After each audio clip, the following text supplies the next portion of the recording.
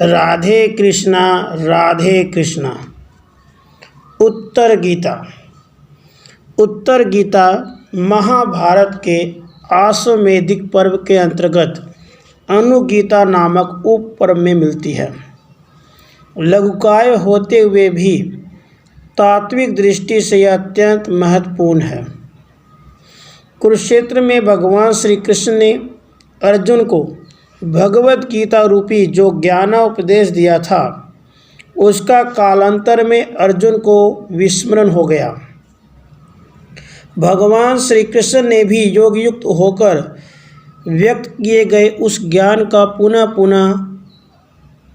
पूरा स्मरण असंभव ही बताया, परंतु अर्जुन के कल्याणार्थ उत्तम गति प्रदान करने में सक्षम उसी परमात्म तत्व को भिन्न रूप से वर्णित किया।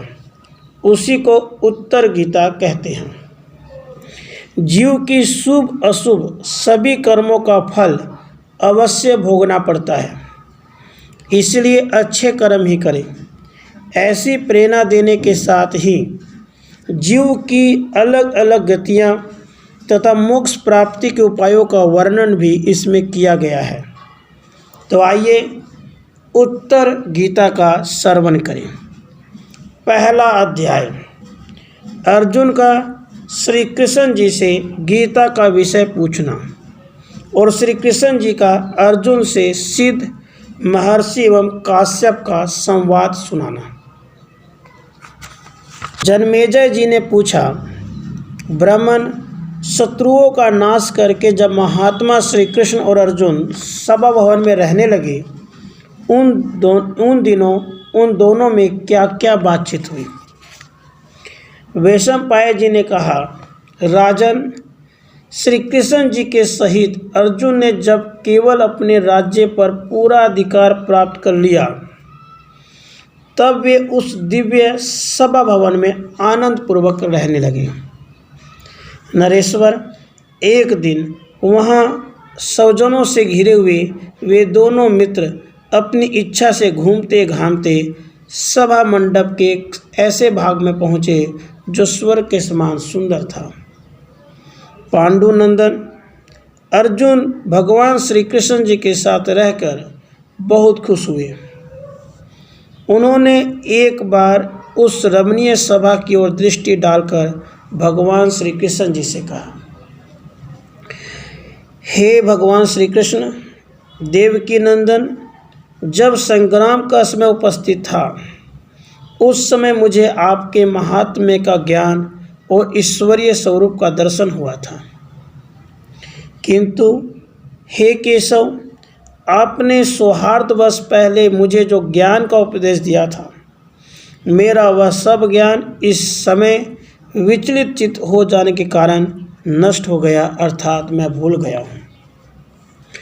हे माधव, उन विषयों को सुनने के लिए मेरे मन में बारंबार इच्छा उत्पन्न होती है। इधर आप जल्दी ही द्वारिका जाने वाले हैं, अतः फिर से मुझे उसी गीता का विषय सुना दीजिए। वैशंपायन जी कहते हैं, राजन, अर्जुन के ऐसा कहने पर वक्ताओं में श्रेष्ठ महातेजस्वी भगवान श्री कृष्ण ने उन्हें गले से लगाकर इस प्रकार से उत्तर दिया।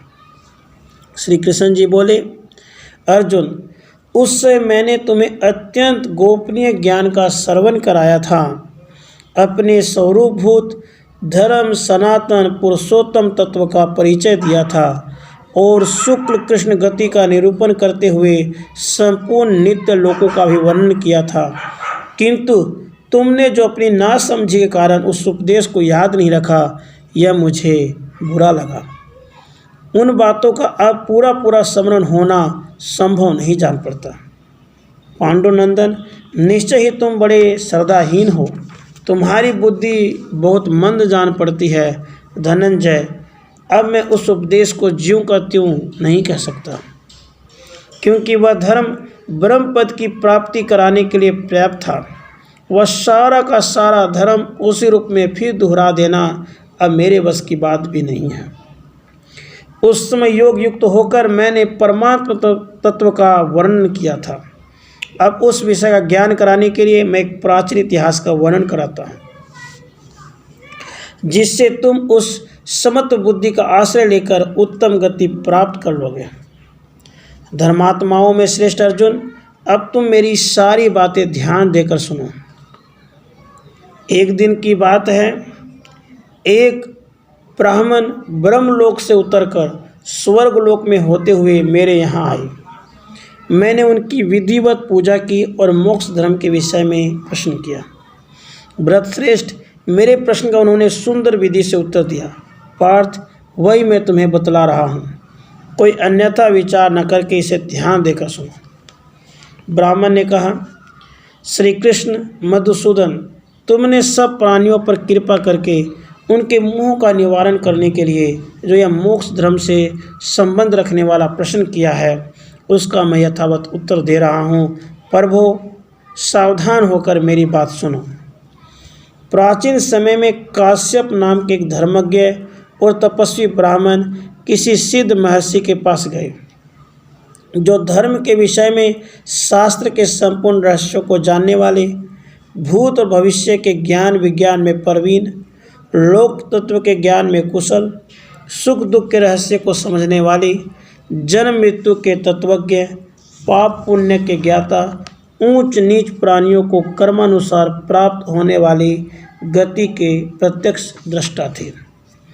वे मुक्त की भांति विचरने वाले, सिद्ध, शांत चित्त, जितेंद्रिय, ब्रह्म तेज से देदीप्यमान, सर्वत्र घूमने वाले और अंतर्धान विद्या के ज्ञाता थे।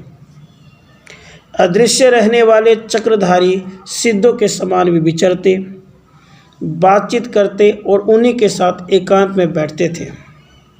जैसे वायु कहीं आसक्त न होकर हर जगह प्रवाहित होती है, उसी तरह वे हर जगह अनासक्त भाव से स्वच्छंदतापूर्वक विचरा करते थे। महर्षि काश्यप उनकी उपयुक्त महिमा सुनकर ही उनके पास गए थे। निकट जाकर उन मेधावी, तपस्वी, धर्माभिलाषी और एकाग्रचित महर्षि ने न्याय अनुसार उन सिद्ध महात्मा के चरणों में प्रणाम किया। वे ब्राह्मणों में श्रेष्ठ और बड़े अद्भुत संत थे। उनमें सब प्रकार की योग्यता थी। वे शास्त्र के ज्ञाता और सच्चरित्र थे। उनका दर्शन करके काश्यप को बड़ा विस्मय हुआ।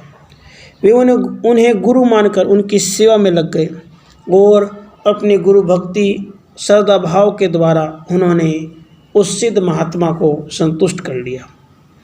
जनार्दन, अपने शिष्य काश्यप के ऊपर खुश होकर उन सिद्ध महर्षि ने परासिद्धि के संबंध में विचार करके जो उपदेश दिया उसे सुनाता हूँ।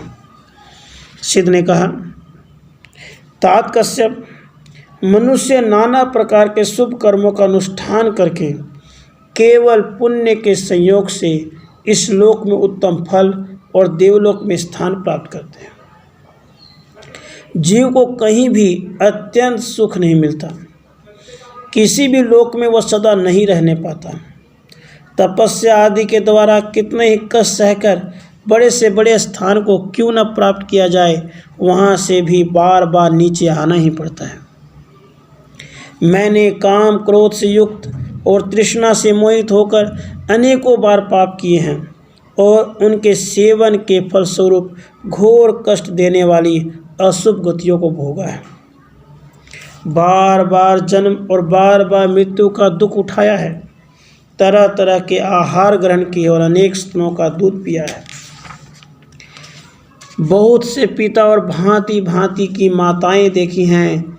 विचित्र विचित्र सुख दुखों का अनुभव किया है। कितनी ही बार मुझसे प्रियजनों का वियोग और अप्रियजनों का संयोग हुआ है। जिस धन को मैंने बहुत कष्ट सहकर कमाया था, वह मेरे देखते देखते नष्ट हो गया। राजा और स्वजनों की ओर से मुझे कई बार बड़े बड़े कष्ट और अपमान उठाने पड़े हैं। तन और मन की अत्यंत भयंकर वेदनाएं सहनी पड़ी हैं। मैंने अनेक बार घोर अपमान, प्राण दंड और कड़ी कैद की सजाएं भोगी हैं। मुझे नरक में गिरना, यमलोक में मिलने वाली यातनाओं को सहना पड़ा है। इस लोक में जन्म लेकर मैंने बारंबार बुढ़ापा, रोग, व्यसन और राग द्वेष आदि द्वंद्वों के प्रचुर दुख सदा ही भोगे। इस प्रकार बारंबार क्लेश उठाने से एक दिन मेरे मन में बड़ा खेद हुआ और मैंने दुखों से घबराकर निराकार परमात्मा की शरण ली और समस्त लोक व्यवहार का परित्याग कर दिया। इस लोक में अनुभव के बाद मैंने इस मार्ग का अवलंबन किया है और अब परमात्मा की कृपा से मुझे यह उत्तम सिद्धि प्राप्त हुई है। अब मैं पुनः इस संसार में नहीं आऊँगा। जब तक यह सृष्टि कायम रहेगी और जब तक मेरी मुक्ति नहीं हो जाएगी, तब तक मैं अपनी और दूसरे प्राणियों की शुभ गति का अवलोकन करूँगा। द्विश्रेष्ठ, इस प्रकार मुझे यह उत्तम सिद्धि मिली है। इसके बाद मैं उत्तम लोक में जाऊँगा, फिर उससे भी परम उत्कृष्ट सत्य लोक में जा पहुँचूँगा और क्रमशः अव्यक्त ब्रह्मपद मोक्ष को प्राप्त कर लूँगा। इसमें तुम्हें संशय नहीं करना चाहिए। काम, क्रोध आदि शत्रुओं को संताप देने वाले काश्यप, अब मैं पुनः इस मर्त्यलोक में नहीं आऊँगा। महाप्राज्ञ, मैं तुम्हारे ऊपर बहुत खुश हूँ। बोलो, तुम्हारा कौन सा प्रिय कार्य करूँ? तुम जिस वस्तु को पाने की इच्छा से मेरे पास आए हो, उसके प्राप्त होने का समय आ गया है।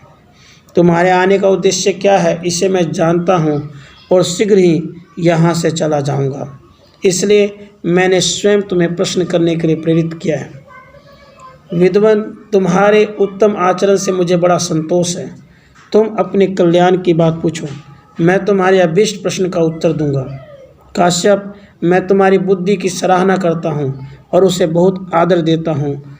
तुमने मुझे पहचान लिया है, इसी से कहता हूँ कि बड़े बुद्धिमान हो।